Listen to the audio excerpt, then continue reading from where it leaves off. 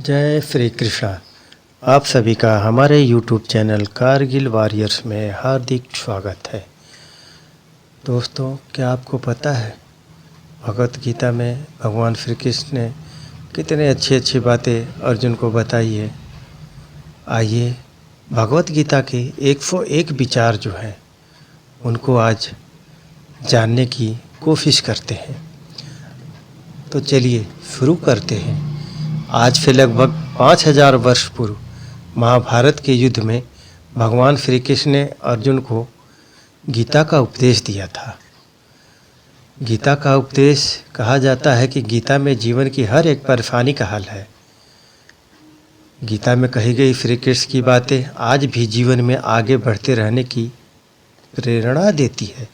ऐसे में किसी भी परेशानी का हल पाने और जीवन में सफलता पाने के लिए गीता की कुछ बातों का ध्यान रखना चाहिए। श्रीमद् भागवत गीता सिर्फ एक धर्म के लिए नहीं है, बल्कि इसे धरती के हर इंसान को पढ़ना और समझना चाहिए ताकि वह अपनी जिंदगी में सुख, शांति और सफलता को प्राप्त कर सके। श्रीमद् भगवत गीता एकमात्र ऐसा ग्रंथ है जो मनुष्य को जीने का सही तरीका बताती है। गीता जीवन में धर्म, कर्म और प्रेम का पाठ पढ़ाती है। श्रीमद् भगवत गीता का ज्ञान मानव जीवन और जीवन के बाद का जीवन दोनों के लिए उपयोगी माना गया है। गीता संपूर्ण जीवन दर्शन है और इसका अनुसरण करने वाले व्यक्ति सर्वश्रेष्ठ होता है। कहा जाता है कि जिस घर में गीता का पाठ हर रोज पढ़ा जाता है या सुना जाता है, वहाँ भगवान श्री कृष्ण आते रहते हैं। गीता में कुल 18 अध्याय हैं और 700 श्लोक हैं, जिसे सभी के लिए पढ़ पाना मुश्किल है। इसलिए आज के इस बेहद ही खास वीडियो में हम भगवत गीता के 101 विचारों के बारे में बात करने वाले हैं, जिन्हें जानकर आप श्रीमद् भगवत गीता का सही मतलब समझ पाएंगे। इसलिए इन विचारों को आप हर रोज़ रात में सोने से पहले सुने। तो चलिए जानते हैं भगवत गीता के 101 महत्वपूर्ण विचारों को। कहते हैं चाहे आप किसी की मदद करो या न करो, लेकिन जानबूझकर कभी किसी का दिल नहीं दुखाना चाहिए, क्योंकि जब किसी का दिल आपकी वजह से दुखता है तो हमेशा याद रखना कि आपको भी वह दर्द एक दिन ज़रूर मिलेगा। जो आपके साथ अधर्म करे, पाप करे, गलत करे, उसे दिन जरूर देना चाहिए। अगर आप उसे सहते हैं तो वह आपके साथ और गलत करता है और आप उससे भी बड़े पाप के भागीदार बन जाएंगे। इसलिए ज्ञानी व्यक्ति को चाहिए कि वह अपने साथ हो रहे गलत का विरोध करना सीखे। बुरा इंसान कभी अपनी बुराई नहीं छोड़ता। आप चाहे उसके साथ कितना भी भला करो, वह आपको तकलीफ़ ज़रूर देगा। इसलिए जो जैसा है उसके साथ वैसा ही व्यवहार करना चाहिए। भगवान श्री कृष्ण कहते हैं, जो इंसान अपनी रक्षा खुद नहीं कर सकता या फिर अपनी रक्षा करने का प्रयास भी नहीं करता, ऐसे मनुष्यों की रक्षा भगवान भी नहीं करते। जिस प्रकार प्रकाश की ज्योति अंधेरे में चमकती है, ठीक उसी प्रकार सत्य भी चमकता है। इसलिए मनुष्य को हमेशा सत्य की राह पर चलना चाहिए।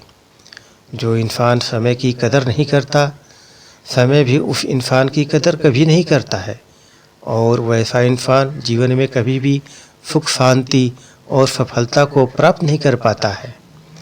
इस दुनिया में परमात्मा के सिवा किसी को अपना मत समझो। यहाँ कोई अपना नहीं है, क्योंकि जब दुनिया के सारे रास्ते बंद हो जाते हैं तो ईश्वर की तरफ जाने वाला रास्ता हमेशा खुला रहता है।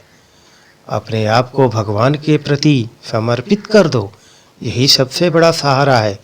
जो कोई भी इस सहारे को पहचान गया है, वह डर, चिंता और दुखों से आज़ाद रहता है। सत्य कभी दावा नहीं करता है कि मैं सत्य हूँ, लेकिन झूठ हमेशा दावा करता है कि सिर्फ मैं ही सत्य हूँ। श्री कृष्ण कहते हैं, बुरे कर्म करने वाले सबसे नीच व्यक्ति जो राजसी प्रवृत्तियों से जुड़े हुए हैं और जिनकी बुद्धि माया ने हर ली है, वह मेरी पूजा या मुझे पाने का प्रयास नहीं करते। तुम्हारा क्या गया है जो तुम रोते हो?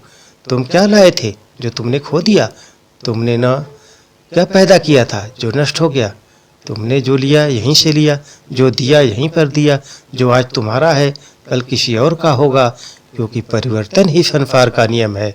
और समय के साथ संसार में हर चीज परिवर्तन के नियम का पालन करती है। मनुष्य को क्रोध करने से बचना चाहिए। क्रोध से भ्रम पैदा होता है, भ्रम से बुद्धि व्यग्र हो जाती है। जब बुद्धि व्यग्र होती है तब तो नष्ट हो जाता है, और जब तक नष्ट होता है तब व्यक्ति का पतन हो जाता है। संगति का मनुष्य के जीवन पर बहुत गहरा प्रभाव पड़ता है। अच्छा इंसान अगर बुरे लोगों के संगत में रहेगा तो वह भी एक दिन बुरा बन जाएगा। इसलिए हमेशा अच्छे लोगों के संगत में रहे। किसी का अच्छा ना कर सको तो बुरा मत करना, क्योंकि दुनिया कमज़ोर है लेकिन दुनिया बनाने वाला नहीं। जब लेने वाले के लिए मृत्यु उतनी ही निश्चित है जितना कि मृत होने वाले के लिए जन्म लेना। इसलिए जो अपरिहार्य है उस पर शोक मत करो। इंसान हमेशा अपने भाग्य को कोसता है, यह जानते हुए भी कि भाग्य से भी ऊंचा उसका कर्म है जो उसके स्वर्ग के हाथों में है। इस संपूर्ण संसार में कोई भी व्यक्ति महान नहीं जन्मा, बल्कि उसके कर्म उसे महान बनाते हैं।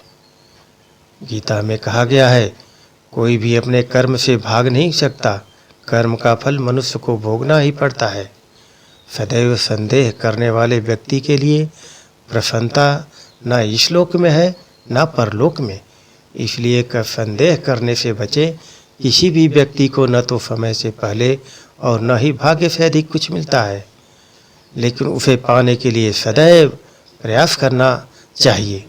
मनुष्य अपने हृदय से जो दान कर सकता है वह अपने हाथों से नहीं कर सकता, और मौन रहकर भी जो कुछ वह कर सकता है वह शब्दों से नहीं कर सकता। मन पर नियंत्रण रखना जरूरी है।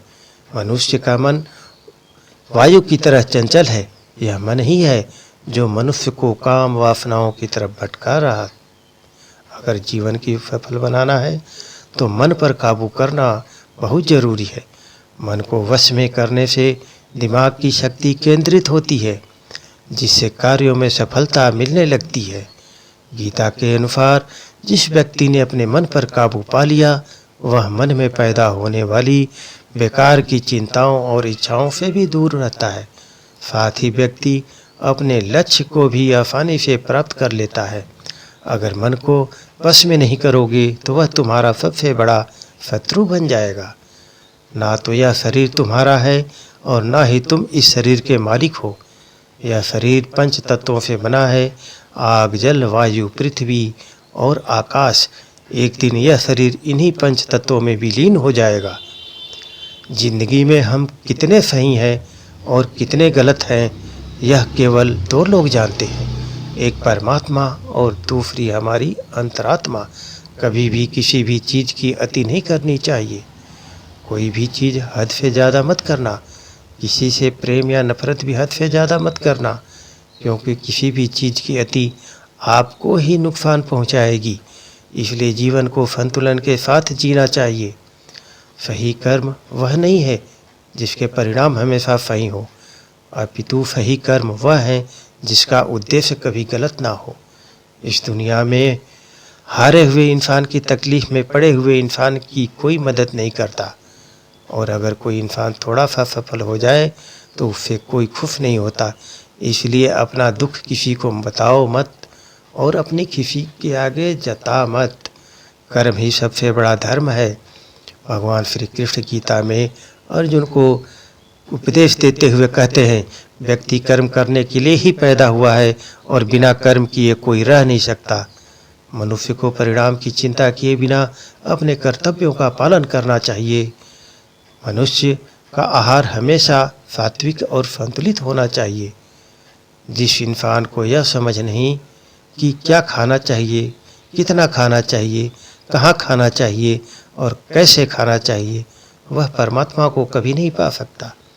सज्जन व्यक्तियों को सदैव अच्छा व्यवहार करना चाहिए, क्योंकि इन्हीं के पद चिन्हों पर सामान्य व्यक्ति अपने रास्ते चुनता है। तन की सुंदरता मन को आकर्षित करती है, जबकि स्वभाव की सुंदरता हृदय को आकर्षित करती है। इसलिए मनुष्य का स्वभाव हमेशा निर्मल होना चाहिए। ज़्यादा खुश होने पर और ज़्यादा दुखी होने पर निर्णय नहीं लेना चाहिए, क्योंकि यह दोनों परिस्थितियां आपको सही निर्णय नहीं लेने देती। जिस मनुष्य के अंदर ज्ञान की कमी है और ईश्वर में श्रद्धा नहीं होती, वही मनुष्य जीवन में कभी भी आनंद और असफलता को प्राप्त नहीं कर पाता है। जो व्यक्ति आध्यात्मिक जागरूकता के शिखर तक पहुंच चुके हैं, उनका मार्ग है निस्वार्थ कर्म। जो भगवान के साथ संयोजित हो चुका है, उनका मार्ग है स्थिरता और शांति। भगवान श्री कृष्ण कहते हैं, जब जब इस धरती पर पाप, अहंकार और अधर्म बढ़ेगा, तो उसका विनाश कर पुनः धर्म की स्थापना करने हेतु मैं अवश्य अवतार लेता रहूँगा। मानव कल्याण ही भगवान गीता का प्रमुख उद्देश्य है। इसलिए मनुष्य को अपने कर्तव्यों का पालन करते समय मानव कल्याण को प्राथमिकता देना चाहिए। चुप रहने से बड़ा कोई जवाब नहीं है और माफ़ कर देने से बड़ा कोई सज़ा नहीं। जिस मनुष्य के पास सब्र की ताकत है, उस मनुष्य की ताकत का कोई मुकाबला नहीं कर सकता। हमारी व्यर्थ की चिंता और मन का भय एक ऐसा रोग होता है जिससे हमारी आत्मीय शक्ति बिखर जाती है। मनुष्य को जीवन की चुनौती से भागना नहीं चाहिए और न ही भाग्य और ईश्वर की इच्छा जैसे महान का प्रयोग करना चाहिए। अपना काम बनाने के लिए लोग आपकी तारीफ करेंगे, आपसे रिश्ता बनाने की कोशिश करेंगे, लेकिन उनके व्यवहार को सच मानकर अगर आप फंस जाएंगे तो आगे चलकर आपको ही नुकसान होगा। भगवान श्री कृष्ण कहते हैं, किसी के मीठे शब्दों में कभी मत फंसना, बल्कि आंखें खोलकर इंसान को परखना। अक्सर आपकी चोट वहीं लोग पहुंचाते हैं जो आपके अपने होते हैं, जो आपके दिल के ज़्यादा करीब होते हैं। गीता का यह सबसे महत्वपूर्ण ज्ञान है, क्योंकि महाभारत की लड़ाई पराये लोगों में नहीं थी, यह भाइयों की लड़ाई थी, एक ही परिवार की लड़ाई थी। हे अर्जुन, वह जो वास्तविकता में मरे, उत्कृष्ट जन्म और गतिविधियों को समझता है, वह शरीर त्यागने के बाद पुनः जन्म नहीं लेता और मेरे परम धाम को प्राप्त होता है। वह व्यक्ति जो सभी इच्छाएं त्याग देता है और मैं और मेरा की लालसा और भावनाओं से मुक्त हो जाता है, उसे अपार शांति की प्राप्ति होती है। जो बीत गया उस पर दुख क्यों करना, जो है उस पर अहंकार क्यों करना, और जो आने वाला है उसका मोह क्यों करना। ईश्वर से किए गए प्रार्थना से इंसान की परिस्थितियां या तकदीर बदले या न बदले, पर उस प्रार्थना से इंसान के चरित्र में जरूर बदलाव आता है। कौन क्या कर रहा है, कैसे कर रहा है और क्यों कर रहा है, इन सब से आप जितना दूर रहेंगे उतना ही खुश रहेंगे। भगवान श्री कृष्ण कहते हैं, मैं उपमा देता हूँ, मैं वर्षा करता हूँ और रोकता भी हूँ, मैं अमृत भी हूँ और मृत्यु भी। मेरे लिए न तो कोई घृणित है न प्रिय, किंतु जो व्यक्ति भक्ति के साथ मेरी पूजा करते हैं वह मेरे साथ हैं और मैं भी उनके साथ हूँ। ईश्वर की शक्ति मनुष्य के होश, भावनाएं और मन की गतिविधियों के माध्यम से सदा उसके साथ रहती है। सब धर्मों का परित्याग करके तुम एक मेरी ही शरण में आ जाओ, मैं तुम्हें समस्त पापों से मुक्त कर दूंगा। तुम शोक मत करो, पछतावा अतीत नहीं बदल सकता और चिंता भविष्य नहीं संवार सकती। इसलिए वर्तमान का आनंद लेना ही जीवन का सच्चा सुख है। श्री कृष्ण कहते हैं, जो तुम्हारा साथ देता है तुम उसका साथ दो, जो तुम्हें धोखा देता है तुम उसे त्याग दो। जिस जगह आपका सम्मान नहीं हो वहाँ पर कभी जाना नहीं चाहिए, वरना लोग आपको कमज़ोर और बेवकूफ़ समझेंगे। जहाँ बारिश ना हो वहाँ फसल खराब हो जाती है और जहाँ संस्कार ना हो वहाँ नस्लें भी खराब हो जाती है। जो लोग यह कहते हैं मेरे पास वक्त नहीं है, असल में उनके खास रिश्तों की गिनती में आपका नाम ही नहीं है। बात इतनी मधुर रखो कि कभी वापस भी लेनी पड़े तो आपको कड़वी ना लगे। खुद में थोड़ा फौजमान होना ज़रूरी है, वरना लोग आपको वहाँ भी दबाने की कोशिश करेंगे जहाँ आपका अधिकार है। जब तक तुम अपने आप से नहीं हार जाओ तब तक दुनिया की कोई ताकत तुम्हें हरा नहीं सकती। जीवन में कभी वह मत करो जो लोग करते हैं, हमेशा वही करो जो तुम्हारे लिए सही है। मनुष्य जिस रूप में ईश्वर को याद करता है, ईश्वर भी उसे उसी रूप में दर्शन देते हैं। जो चीज़ें हमारे दायरे से बाहर हो उसमें समय गंवाना मूर्खता ही होगी। इतिहास कहता है कि कल सुख था, विज्ञान कहता है कि कल सुख होगा, लेकिन धर्म कहता है अगर मन सच्चा और दिल अच्छा तो हर रोज़ सुख होगा। माफ़ करना और शांत रहना सीखिए, ऐसी ताकत बन जाओगे कि पहाड़ भी रास्ता देंगे। ईश्वर ने हमें जो कुछ भी दिया है वही हमारे लिए पर्याप्त है और यही एक अटल सत्य भी है। कमज़ोर तुम नहीं, तुम्हारा वक्त है और वक्त सबका बदलता है। तुम बस अपना कर्म करते जाओ। जिसने कभी संकट नहीं देखा उसे अपनी ताकत का कभी एहसास नहीं होगा। जो दूसरों की तकलीफ़ों को समझते हैं, जिनमें दया है, जो दिल से अच्छे हैं, उन्हें दोबारा जन्म नहीं लेना पड़ता है। किसी को कुछ देकर घमंड मत कर ले। क्या पता तू दे रहा है या पिछले जन्म का कर्ज चुका रहा है। घमंडी मनुष्य का वंश, वैभव और प्रतिष्ठा तीनों ही चली जाती है। विश्वास न हो, रावण, कौरव और कंस को देख लो। किसी पर विश्वास करना हो तो उनकी बातों पर नहीं, उनकी हरकतों पर ध्यान दो। गुस्से के वक्त थोड़ा रुक जाने से और गलती के वक्त थोड़ा झुक जाने से ज़िंदगी और भी आसान हो जाती है। भगवान श्री कृष्ण कहते हैं, जो मनुष्य मुझे जान लेता है वह जन्म मरण के बंधनों से मुक्त हो जाता है।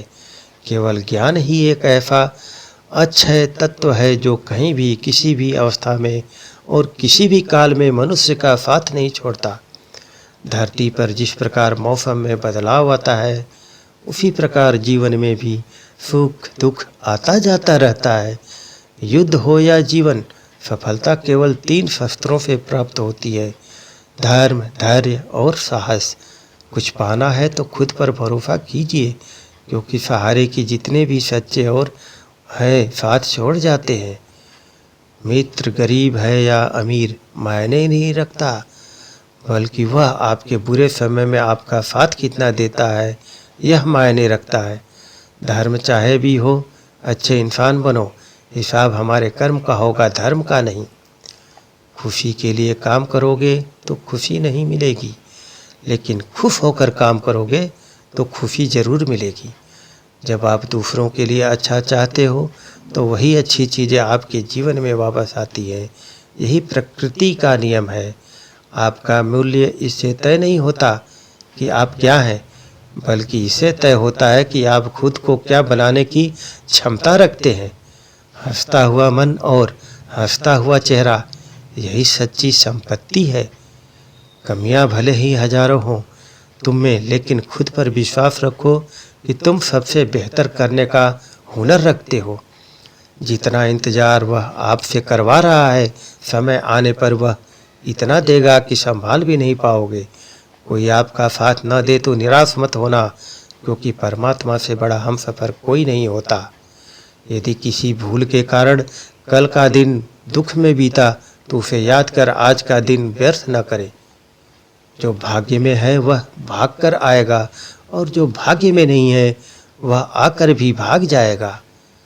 जैसे हवा के झोंके नाव को भटका देते हैं, वैसे ही मनुष्य की इच्छाएं बुद्धि को भटका देती है।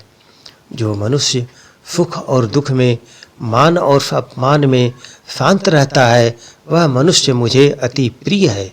यह संसार मेरी ही माया है, यह संसार मुझसे ही उत्पन्न हुआ है। मैं ही इसका पालन पोषण करता हूँ और मैं ही इस सृष्टि का विनाश करता हूँ।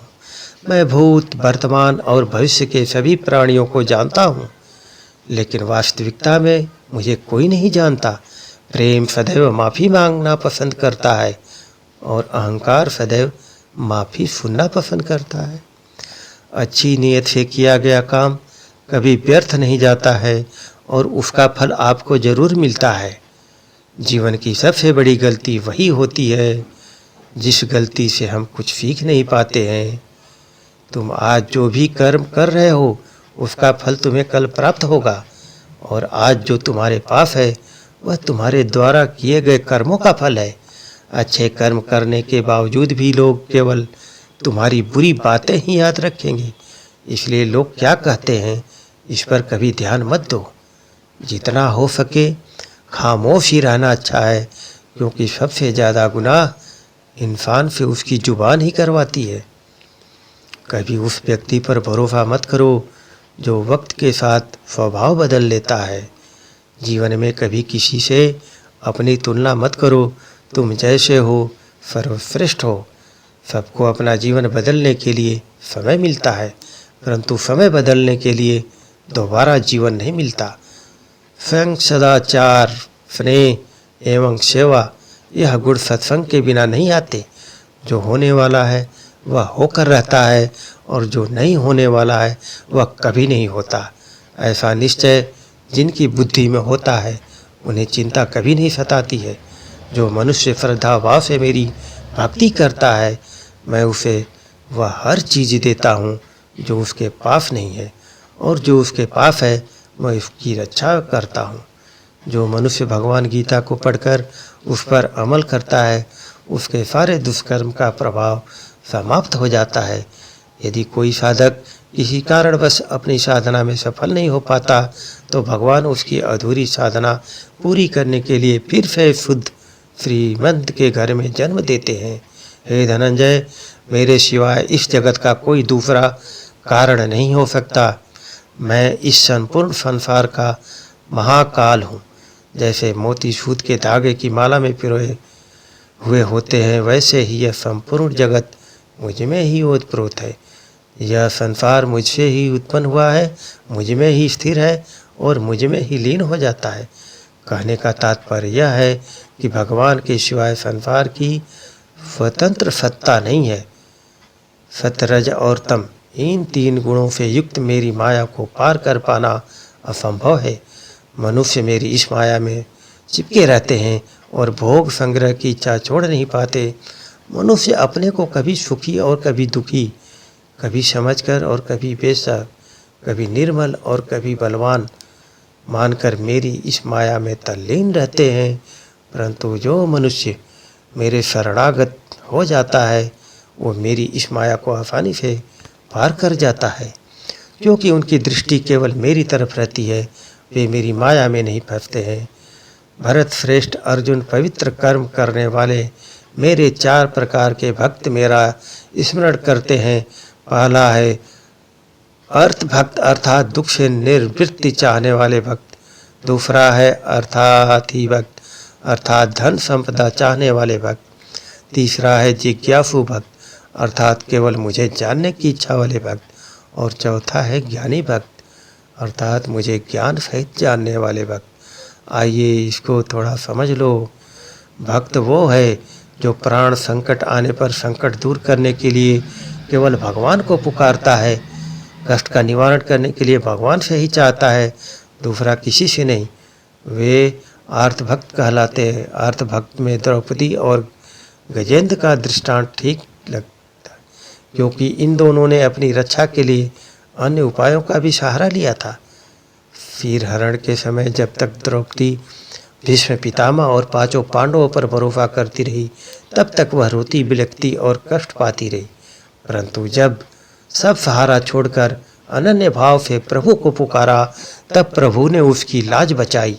ऐसे ही गजेंद्र ने जब तक दूसरे हाथियों और हथिनियों का सहारा लिया, अपने बल का सहारा लिया, तब तक वह कई वर्षों तक ग्रह से लड़ता रहा और दुख पाता रहा। सब सहारा छूटने के बाद जब उसने ओम नमो भगवते कहकर हरि को पुकारा, तब भगवान ने तुरंत आकर ग्रह का मुंह फाड़ दिया और गजेंद्र का उद्धार किया।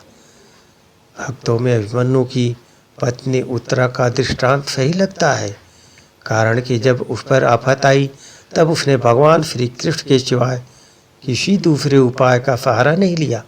उसने सीधे भगवान से निवेदन किया। उसने श्री भगवान से कहा कि हे जगतपति, यह दहक हुआ अश्वत्थामा का बाण मेरे गर्भ को नष्ट करने के लिए दौड़ा आ रहा है, मेरी रक्षा करे। तुरंत उत्तरा के गर्भ में प्रविष्ट होकर भगवान ने गर्भ की रक्षा की और परीक्षित को बचाया। अर्थात भक्त वो है जिनको अपने सुख सुविधा के लिए, धन संपत्ति प्राप्त करने के लिए इच्छा हो जाती है, परंतु उसको वे केवल भगवान से ही चाहते हैं, दूसरों से नहीं।